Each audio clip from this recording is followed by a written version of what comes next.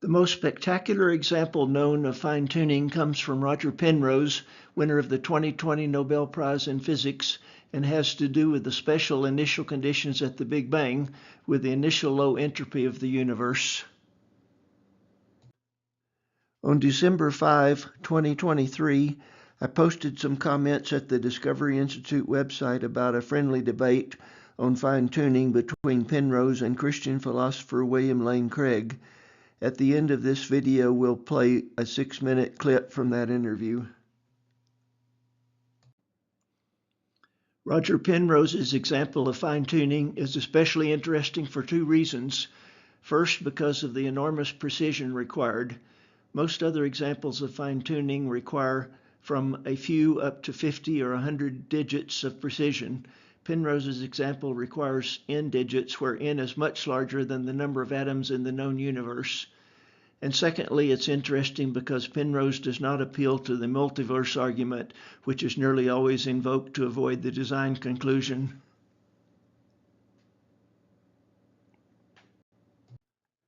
In another video interview with Robert Lawrence Kuhn, Roger Penrose gives one reason why he doesn't like the multiverse argument as an explanation for the incredible specialness of the initial conditions of our universe. Kuhn, that level of precision is so impossible to conceive of from some random point of view. That's not something you can achieve in a random fashion. Penrose, that's right. You can't say, well, there are lots of universes, and out of that, the one we happen to be in, that number was. No, that doesn't explain it. We don't get anywhere close to that number.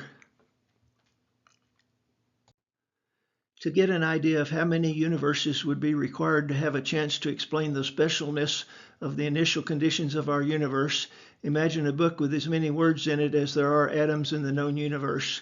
The probability of a monkey randomly typing out every word in this book correctly is much better than the probability of achieving this level of precision in the initial conditions randomly. So what does Penrose see as an alternative to design to explain fine-tuning?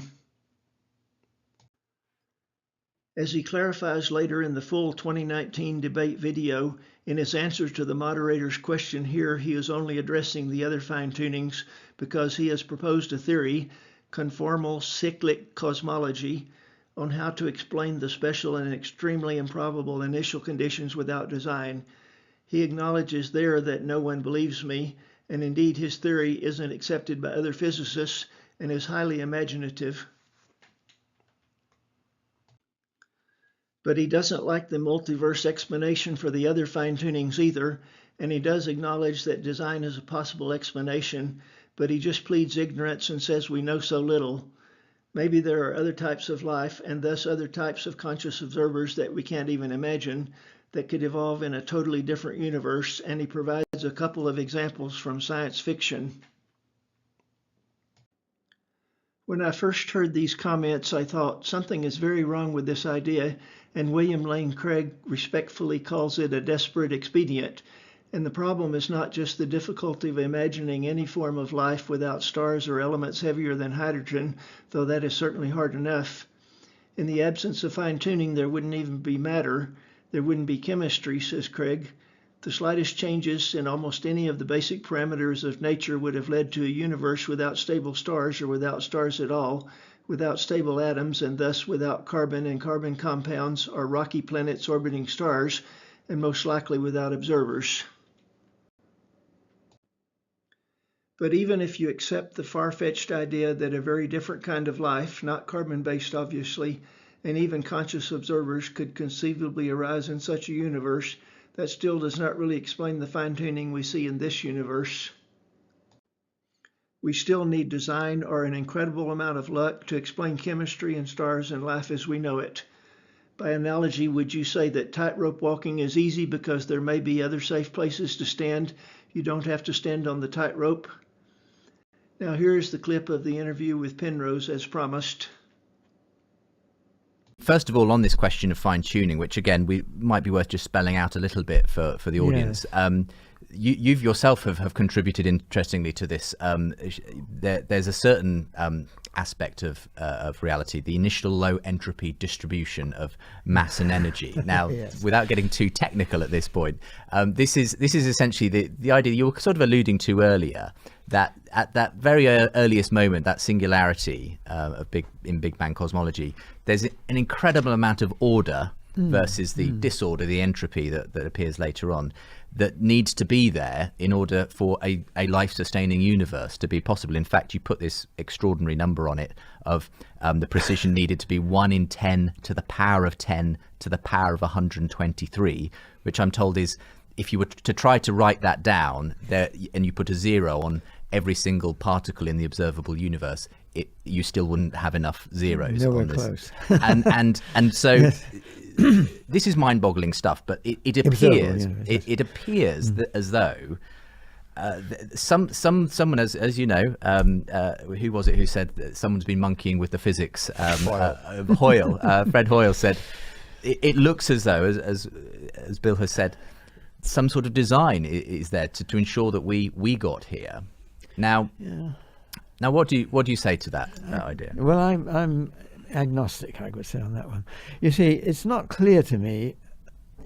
I mean, people talk about even the mass ratio between the proton and the neutron, and the fact that the neutron is just a little bit more massive than the proton, and it goes that way rather than the other way around, and so on.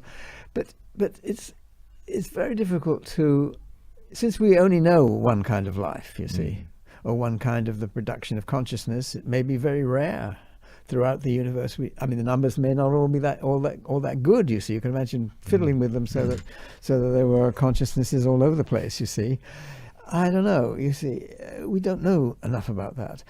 And there are some nice examples from science fiction which show different I like the one, Fred Hoyle's idea of the black cloud, you see, where this was a completely different way of imagining a conscious being, which was this huge cosmic cloud which communicated, I guess, by electromagnetic signals and things like this.